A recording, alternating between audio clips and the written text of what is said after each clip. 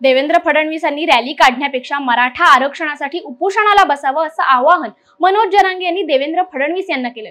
फडणवीसांनी सत्ता मिळवण्यासाठी रॅली काढू नये असं म्हणत मराठा आरक्षण दिलं नाही तर सत्ता मिळत नसते असा इशारा जरांगे यांनी देवेंद्र फडणवीसांना दिलाय। मराठा आणि धनगरांचं आरक्षण फडणवीसांमुळेच मिळत नसून त्यांना जाती संपवासंपवी खात्याचे मंत्री करायला हवं असा टोला माध्यमांशी बोलताना जरांगे यांनी लगावलाय। रॅली काढायचा प्रत्येकाला अधिकार आहे, सभा घेण्याचा आहे, आंदोलन करण्याचं आहे।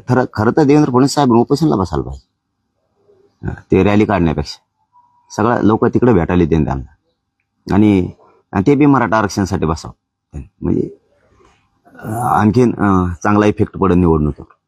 त्यांनी मराठा आरक्षणासाठी बसायला पाहिजे आणि रॅली सुद्धा मराठा आरक्षणासाठीच काढायला पाहिजे। त्यांनी काढायचे सुद्धा, निवडून यासाठी नाही काढावं त्यांना। आता नाही काही होणार, आता काय नाही होणार, काहीच नाही होणार। मी आडवं बोलत नाही, काय नाही, मी जे बोलतो ना ते करतोच।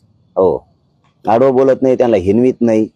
त्यांनी मराठा आरक्षणासाठी रॅली काढावं, सत्ता मिळवण्यासाठी काढूच नाही, ती मिळतच नसते। आता आरक्षण जर नाही दिलं तर धनगर बांधवांना जसं तुम्ही कार्यक्रम लावला ना तसा आमचा बी लावला।